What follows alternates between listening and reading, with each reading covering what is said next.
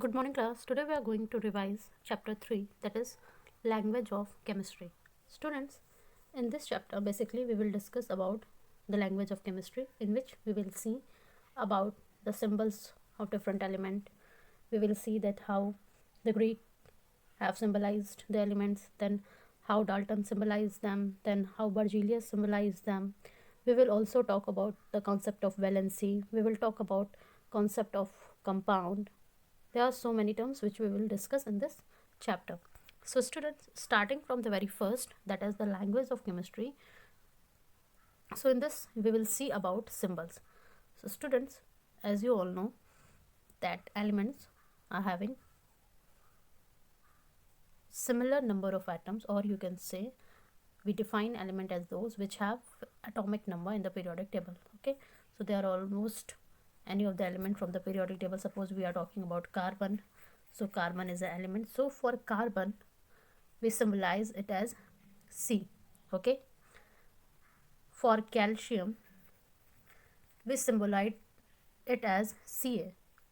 So students यहाँ पे हमें देखना है कि हम इस सिम्बलाइजेशन तक कैसे आए. ठीक है, इनके फॉर्मूला हम कैसे देते हैं. स्टार्टिंग में students in the very beginning जो एब्रीविएशन यूज़ किए जाते हैं एलिमेंट्स को नेम करने के लिए उसे हम सिम्बल्स कहते हैं. और बहुत ही स्टार्टिंग में, ठीक है, जब ग्रीक ने जो सिम्बल्स यूज़ कर रहे थे, जैसे कॉमन सॉल्ट के लिए वो ये सिंबल यूज़ कर रहे थे, गोल्ड के लिए उन्होंने ये सिंबल यूज़ किया, वाटर के लिए वो ये सिंबल यूज़ कर रहे थे. तो ये सारे सिम्बलाइजेशन थे जो कि ग्रीक यूज़ कर रहे थे. 16th सेंचुरी थे, ये डिफरेंट टाइप के सिंबल्स यूज़ किए गए.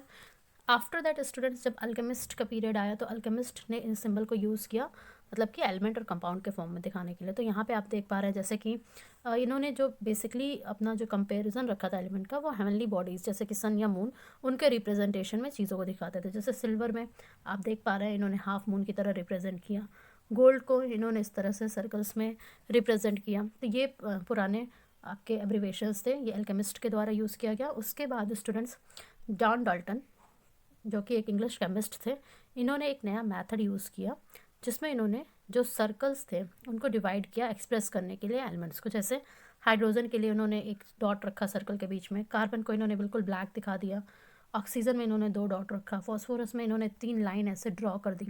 तो इस तरीके से ये सिम्बलाइज कर रहे थे चीज़ों को.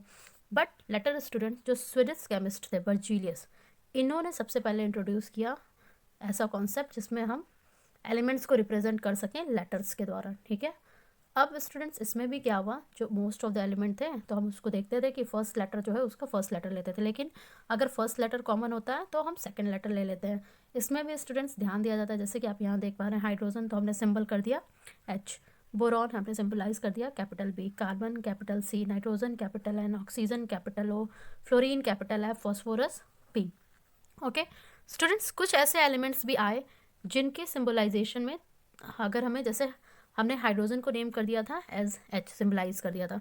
फिर आ गया हीलियम, तो हीलियम को सिंबलाइज करने के लिए हमने क्या कर दिया, सेकंड लेटर को भी डिनोट कर दिया, लेकिन उसको क्या किया गया, स्मॉल लेटर से लिखा गया.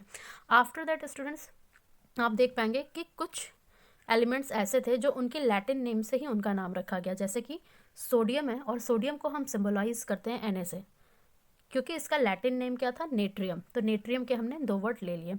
फिर पोटेशियम, तो पोटेशियम को हम सिंबलाइज करते हैं के से, तो ये इसका लैटिन नेम कैलियम था, तो कैलियम से हमने इसे के रखा. तो इस तरीके से ये इनका सिंबलाइजेशन हुआ. आफ्टर दैट स्टूडेंट्स आपको ये समझना होगा कि इसका सिग्निफिकेंस क्या था.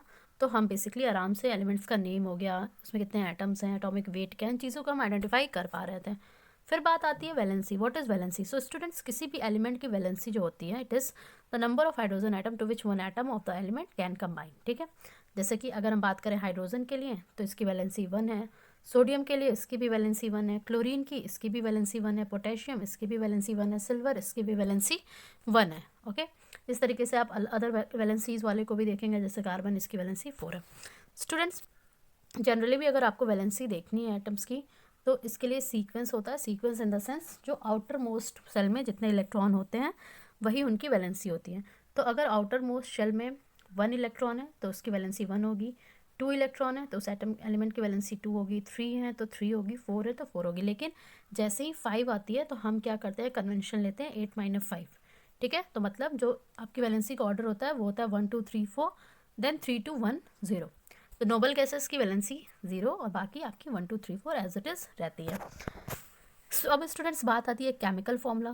अगर हम कोई भी जो केमिकल फॉर्मूला है एक सिंबॉलिक रिप्रेजेंटेशन है जो भी मॉलिक्यूल या कंपाउंड उस सब्सटेंस में है। अगर हम बात करें कि हम केमिकल फॉर्मूला या केमिकल रिएक्शंस कैसे दिखा सकते हैं, तो स्टूडेंट्स आप यहाँ पे देख पाएंगे कि सपोज करिए हमें कोई कंपाउंड बनाना है, जैसे कि NaCl है। तो NaCl को बनाने के लिए हमें सिंपली क्या करना होता है कि इनकी वैलेंसी लिखनी होती है। तो Na की वैलेंसी 1 होती है, क्लोरीन की 1 होती है। इनमें हम क्रॉस मल्टीप्लिकेशन करते हैं तो इनका फॉर्मूला निकल के आ जाता है, that is NaCl। Okay, now students बात की जाए, अगर आप यहाँ अलग अलग कंपाउंड देख पा रहे हैं, जैसे कि यहाँ CO2 है, तो इसमें आप देख पाएंगे जो कार्बन है उसकी वैलेंसी, हम कार्बन की बात करें, कार्बन यहाँ एटम 1 एटम है और ऑक्सीजन कितने हैं 2 हैं। तो हम इसका फिर से फर्दर अगर आप देखते हैं मतलब आपको ये समझना है कि नंबर ऑफ एटम कितने हैं, तो हम इसको सीधे कह सकते हैं 2 ऑक्सीजन और 1 कार्बन है, इसलिए ये कितने हो गए 3 हो गए। नंबर में कितने नंबर हो गए 3 नंबर्स में हो गए। ऐसे ही स्टूडेंट्स आप डिफरेंट डिफरेंट कंपाउंड्स के फॉर्मूला और उनकी वैलेंसी बता सकते हैं। जैसे कि अगर NaOH ही है तो Na के लिए वैलेंसी 1 है, OH इज़ अगेन 1, हम इसको ऐसे क्रॉस मल्टीप्लाई करेंगे, सो इसका फॉर्मूला बन जाएगा NaOH। नाउ स्टूडेंट्स बात की जाए केमिकल रिएक्शंस और केमिकल इक्वेशन, तो रिएक्शन जो कि रिजल्ट होता है from the formation of new chemical compound, उसको हम क्या कहते हैं केमिकल रिएक्शन। जैसे कि अगर हम बात करें इस रिएक्शन की, तो यहाँ आयरन सल्फर के साथ रिएक्ट कर रहा है और आयरन सल्फाइड का फॉर्मेशन कर रहा है। अब यहाँ पे स्टूडेंट्स आपको ध्यान देना है, जो लेफ्ट हैंड साइड होते हैं इन्हें हम रिएक्टेंट कहते हैं, मतलब जो कि पार्टिसिपेट करते हैं केमिकल रिएक्शन में, और जो राइट हैंड साइड होते हैं वो प्रोडक्ट होते हैं, मतलब जो रिएक्शन के बाद बनते हैं। ठीक है, और बात होती है बैलेंस्ड केमिकल इक्वेशन की, तो जहाँ पे नंबर ऑफ एटम बैलेंस हो दोनों साइड, उसको हम क्या कहते हैं balanced chemical equation. Okay, so this is all about today's lecture. Thank you class.